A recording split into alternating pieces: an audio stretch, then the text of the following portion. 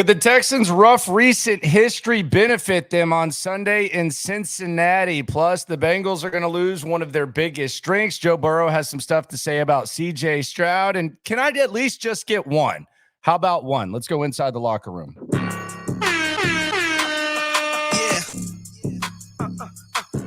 Yeah. It's the locker room on YouTube. You know what it is. Let's get it. Hey. Locker room, yeah, we in the locker room. Texas talk, yeah, you know what we about to do. All right, so I got 5 thoughts. Got a few thoughts about, as well as a bonus thought about this game on Sunday. There's a lot of stuff developing. Texans versus Bengals. Bengals Super Bowl aspirations. They've been close recently. Texans, we're starting to throw out that P word, playoffs. But both teams are going to have to overcome some obstacles in order to get the W, some bigger than others. It is the Locker Room, #1 source for Texans daily digital content. I'm Landry Locker. You can hear me Monday through Friday, 10 to 2 Central on Sports Radio 610 and the Odyssey app. Daria Gunbowale, we talked to him yesterday. You're going to hear that exclusive interview today. The legend will grow. I'll say that. You'll hear that at 11 o'clock on the Odyssey app and on Sports Radio 610. Let's just get into these thoughts and be sure to subscribe right along. This is the place to get the pulse of what's going on with the Houston Texans. Thought number 1, and this is what has already been clarified. The Bengals, one of their biggest strengths and one thing that they have at a higher, or at least as a higher level than most teams in the NFL is their receiving duo. T. Higgins, many believe he's going to leave Cincinnati after this year. He's going to get paid like a #1 receiver in Jamar Chase. Jamar Chase is one of the best receivers in the NFL. Jamar Chase right now is banged up. We'll get into that in a second. I think there could be some things that we need to look at outside of the actual reports when it comes to Jamar Chase. But we know T. Higgins is going to be out, at least according to Ian Rappaport, which means that the Cincinnati Bengals will be without one of the biggest strengths that either team possesses on Sunday, which is that receiving duo. So that's a big break for the Texans. The Texans have a lot of guys on their injury report right now. However, if you told the Texans, hey, you're going to be without some of these guys, but the Bengals are going to not have T. Higgins and they might not have Jamar Chase, I think the injury excuses are out the window. And it's somewhat of an equalizer. So thought one of the Bengals' biggest strengths and one of the biggest strengths in the NFL when it comes to weaponry is gone. Thought number 2, could the rough past of the Texans, the recent sins of the past, being the most dog-butted organization in the last few years, could it actually benefit them on Sunday? And let me explain this. The Texans right now are a good football team. They're not a great football team. And the Bengals are not looking at the Texans and saying, oh, my gosh, we really got to bring our A game. They'll say that they are, et cetera, but they're not looking at the Texans and saying, oh, my God, we got to bring our A game. And a quote that Jamar Chase gave Paul Denner Jr. Of The Athletic, I thought was really interesting and kind of makes me wonder if maybe Jamar Chase is not necessarily looking past the Texans, but looking at the magnitude of the game when it comes to whether or not he wants to go on the football field and play with a hurt back. Here is the quote to Paul Denner Jr. By the way, Paul Denner, some solid clarity on this. There was some weird up and down reporting from Bengals reporters yesterday as to whether or not Jamar Chase was practicing, which makes me wonder, like, did someone tell them to tweak those reports or what? I don't know. But this is the quote from Jamar Chase. He wouldn't commit to playing Sunday, but said, quote, if it was a do or die game, he could definitely go. This isn't a do or die game. Like, Texans versus Bengals is not a do or die game. So if that's what he's saying, and that's what Jamar Chase's standard is to step on the football field, then maybe there's a chance that when the injury report drops and we get clear statuses and maybe there's game time decisions, maybe Jamar Chase even rests and the Bengals are without Higgins and Chase.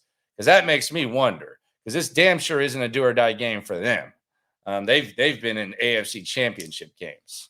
So that quote is interesting, and it makes me wonder, like, say this was a really important division game, which we'll get to in a second with Cincinnati. That's another thought that I'll get to. Could the rough pass, the fact that the Texans aren't really respected, the fact they haven't been good, could it in a strange way benefit them? Now, we've talked a lot about the Bengals receivers that are going to be out. What about potentially one of CJ Stroud's top targets? CJ Stroud without Nico Collins. What would that look like? On the year, Nico Collins has 36 catches. That's one away from his career high. And we're only 8 games in. He has 631 yards. That is his career high. And he has 4 touchdowns. That's his career high as well.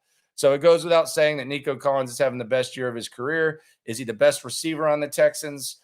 You can argue between him and Tank Dell. They kind of rotate being the more important guy. Maybe the Texans don't have the high-end talent at wide receiver that the Bengals do, but it seems like every week someone else is stepping up.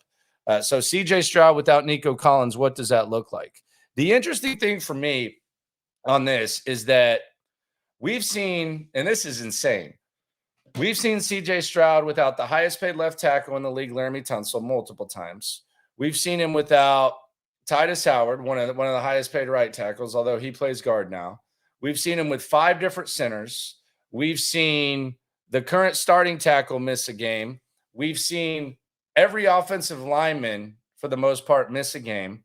We've seen him without Tank Dell. He found a way to win against the New Orleans Saints. We've seen him without Noah Brown for 4 weeks, who came back and had the big performance against Tampa Bay. We've seen him without John Mechie. We've seen him without all of his receivers. Robert Woods. Robert Woods was the guy that he targeted the most, and Robert Woods has missed the last couple of games, and he's beaten Tampa Bay. So you take stuff away from CJ Stroud, he's found a way to overcome it. We have not seen him without Nico Collins. So if we do see him without Nico Collins, it'll basically set up that outside of, oh, by the way, he's done it without Dameon Pierce as well. It'll set up basically to where CJ Stroud at one point, 9 games through the season, has been without one of his most important players on offense in literally every single one. I don't know what it looks like. Maybe there's some more value with Nico Collins than there is. All I know is that CJ Stroud, in a short time, has had to go without some of his most important pieces. Nico would be a first, though, and we get a look at what that looks like. Thought number 4, Bengals not good against the run, Texans not good running the football. And CJ Stroud had a perfect passer rating on 1st and 2nd down against Tampa Bay. A lot of people want Bobby Slowick, the offensive coordinator, to abandon the run. Who knows? I do think eventually you're going to have some resemblance of a run game. Do they stubbornly try to create it or establish it against Cincinnati? And could that be a mistake? I don't know, but it's definitely something to keep an eye on because they still insist they want to run the rock. Thought number 5, and this is kind of connected to the Jamar Chase thing that we talked about earlier, the Thursday night factor. Ravens, Bengals. Bengals right now are one of the best teams in the NFL. They're a division rival for the Bengals. They play on Thursday night. So the Cincinnati Bengals are going to face the Texans, and then they're going to have to face a division opponent in the Baltimore Ravens, which is clearly a much bigger game for Cincinnati. And it's probably a game that they think they probably have to bring their A game in as opposed to the Texans. So I don't know how you attack that. I've always wondered, how do coaches attack that? Do they attack it as, okay, we're going to sit them out and save them for Thursday? Do they attack it as, we're going to play them Sunday and then we're going to give them like the longer rest? I don't know how you attack this, but I do think it's a factor. When Jamar Chase says do or die, like would the Bengals game in week 11 be do or die? So do you sit out against the Texans and then be ready to go against the Bengals? I don't know, but I think the Thursday night factor does come into play. So let's keep an eye on that as well. It's even if they do go as full strength as they can, being the Bengals, man, you're going to be roughed up against a Baltimore squad. And I do not envy that situation. I do wonder how they attack that. Do you save Jamar Chase for that game? Just something to think about. Bonus thoughts, and we'll hear from Joe Burrow on CJ Stroud. Bonus thought, how about a big play from one of D'Amico's defensive players? You know, I heard all this talk about Jalen Petrie being one of the most underrated guys in the NFL. I kind of rolled my eyes at it because if everybody's calling you underrated, eventually you kind of become overrated. We've seen Jalen Petrie rush the quarterback. He hasn't gotten a sack. As a matter of fact, Bryce Young spun off him and hit Thielen in one of the bigger games in the loss to Carolina. We haven't seen him get an interception. Jimmy Ward, it looks like, is not going to play. How about a big play from Jalen Petrie? Will Anderson. Love Will Anderson. Big Will Anderson guy. I know that there's some hidden value. I think he's one of the most important guys on the defense. I do think that there is a gray area that a lot of people ignore when it comes to talking about Will Anderson, and we focus too much on the sacks. But how about a strip sack? How about a 2-sack performance?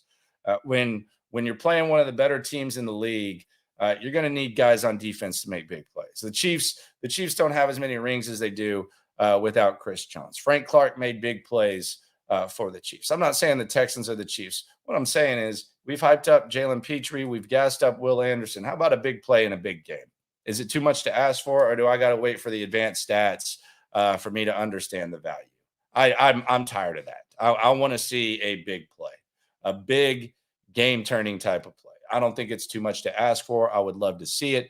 Hell, maybe we see it from Derek Stingley, who could or may not play. We'll probably get that news today on Sports Radio 610. Joe Burrow on CJ Stroud. I always like hearing Joe Burrow talk. Always a lot of insight. Here's Joe Burrow talking about CJ Stroud, his opponent on Sunday. The rookie throws for 470 and 5 scores. Does that catch every quarterback's eye across the league? Yeah, he's playing really well. It's always exciting when you got guys that come into the league and play well. I know CJ. I know kind of guy he is. Doesn't surprise me that he's playing as well as he is. I know he's going to continue to work as hard as he can to maintain that success. Given what you know about him, is there something that maybe about him and who he is enabled him to kind of make the transition pretty well so far? He seems to be a guy that's always dialed in, always wants to learn from people, always wants to get better. We have those combinations that usually works out for guys. Did you guys meet? I've met him a couple times over the years. When you were coming into the league, what do you think was the best question you asked some of the older guys in terms of that helped you kind of acclimate to the NFL? I'm not sure if it's any specific question, but just being around guys that do it the right way, that take care of their body right, eat right, sleep right, all that plays into it. All right, there you go. And I think the compliments from Joe Burrow mean the most for CJ Stroud. That's a guy that he strives to be. That's a guy he always speaks very highly of. So just to reset the thoughts, be sure to subscribe, ride along. Thought one of the Bengals' strengths and one of the biggest strengths in the NFL, gone on Sunday. How gone? Who knows? We'll keep an eye on Jamar Chase. Thought two, could the rough pass benefit the Texans? Could Jamar Chase want to rest up for a bigger game against Baltimore? And could the Texans benefit from that? Thought three, CJ Stroud without Nico Collins. We've seen him without pretty much everyone. What would it look like without Nico Collins? Thought four, are they going to stubbornly try to establish the run? Are they going to run it all? Or are they going to abandon the whole damn thing like they did against Tampa Bay? Thought five, the Thursday night factor, Baltimore on Thursday against Cincinnati. Could that come into play with how the Bengals approach this game, maybe even mentally? But I don't know. I think Cincinnati's been there enough to know how to stack wins. And then the bonus, how about a big play from Jalen Petrie or Will Anderson? Is that too much to ask for? Appreciate you for coming through. It is the Locker Room, #1 source for Texans daily digital content. Dare on the show today. Football Friday as well. 713-572-4610. Be on Twitch. Be on YouTube. And I'll talk to you this weekend. Post-game show coming up after the game. Always remember, when it comes to this Texan stuff, we're all in it together. Thanks for coming through. What we really do. We the source. We the pulse of the city too. Landlocked. Got the game in the headlock. Localized every time. Can't stop, won't stop. Yeah, we top two and we